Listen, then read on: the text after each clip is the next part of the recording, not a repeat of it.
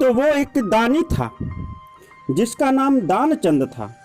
उसका नाम दानचंद तो यूं ही मस्ती में रख दिया गया था। स्वभाव से वह निपट कंजूस था, किसी को एक ढेला तक ना दे। जीवन का अंत समय आया। पत्नी बोली, दानचंद, तुमने अपने जीवन का इतना समय तो यूं ही कंजूसी में बिता दिया, अब तो कम से कम कुछ दान करो। तो दानचंद बोला, मैं क्या करूं, मुझसे नहीं होता दान, मेरे स्वभाव में दान नहीं है। तो पत्नी बोली, कम से कम चलो गंगा ही तो नहाओ, कम से कम कुछ तो पाप धुलेंगे। दानचंद ने सोचा, बोला गंगा नहाने में क्या जाता है। तो घर से 12 किलोमीटर दूर गंगा, दोनों पैदल ही गए। दानचंद ने सोचा कि अगर ऑटो करेंगे तो पैसा मांगेगा, और कंजूसी इतनी हद तक, इतना निपट कंजूस 12 किलोमीटर जो है पैदल गया। बोला अगर घाट पे जाता हूँ तो वहाँ पंडा मिलेगा और पंडा को कुछ ना कुछ देना पड़ेगा। पहुँच गया शमशान घाट पर, और ऊपर से भगवान ये सब कुछ देख रहे थे। अचानक भगवान को सूझी मस्ती। उन्होंने कहा इससे बड़ा कंजूस तो नहीं देखा।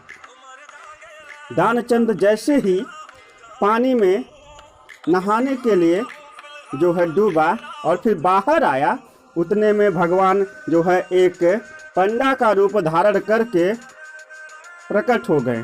बोले, जजमान की जय हो। दानचंद बोला, तुम कौन हो। बोले, भगवान,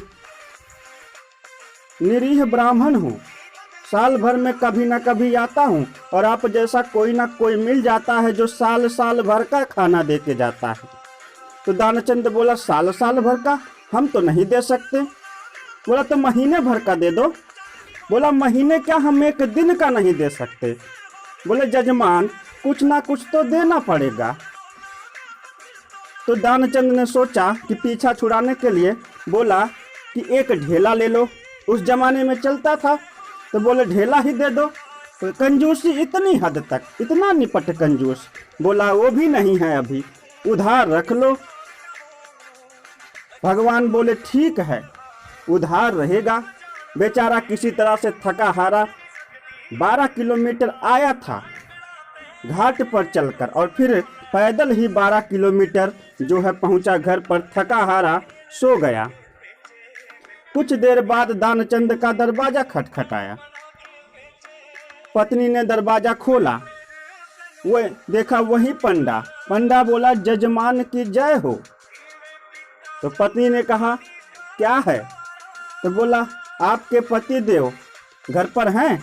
बोली, हाँ हैं। बोले, कुछ पूछिएगा कि किसी निरीह ब्राह्मण पंडा को कुछ देने को कहा आए थे। पत्नी भागी भागी गई दानचंद के पास। बोली, उठो उठो, वो पंडा आया है जिसे तुमने कुछ देने को कहा था। तो दानचंद देखो कंजूसी की ऐसी हद। दानचंद ने कहा कि बोल दो, मेरी तबीयत ठीक नहीं है। पत्नी गई, बोली, जी उनकी तबीयत ठीक नहीं है, वो तो सोए हैं। तो भगवान बोले कि वो हमारे जजमान हैं, जब तक उनकी तबीयत ठीक नहीं हो जाती हम यहीं पर रहेंगे। तुम हमारी टेंशन मत लो, बस तुम हमारे खाने और रहने का इंतजाम कर दो। पत्नी और भगवान वहीं चौकड़ी मार के बैठ गए। पत्नी भागी भागी गई दानचंद के पास। बोली, वो तो चौकड़ी मार के वहीं बैठ ही गया। तो दानचंद पत्नी से बोला, बोल दो कि वो मर गए। पत्नी रोते रोते गई, वो तो गुजर गए, वो तो गुजर गए। तो भगवान बोले, ये तो बहुत गलत हुआ, वो हमारे जजमान हैं और तुम ठहरी अबला नारी औरत, कहाँ गांव में किसको खबर करने जाओगी।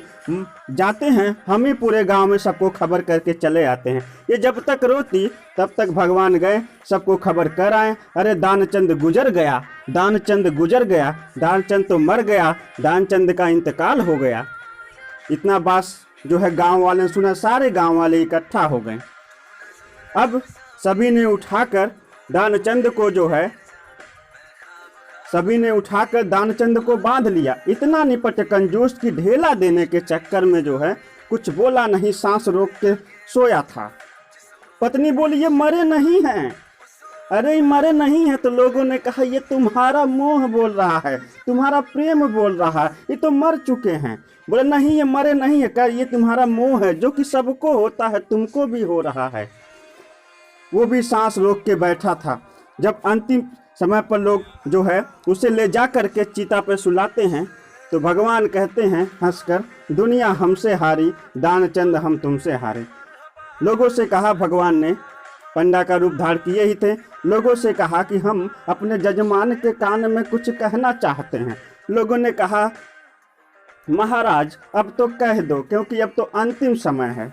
तो भगवान ने दानचंद के कानों में कहा, आया हूँ बैकुंठ से तुझ संग नाता जोड़, मैं भगवान हूँ अपनी आंखें खोल।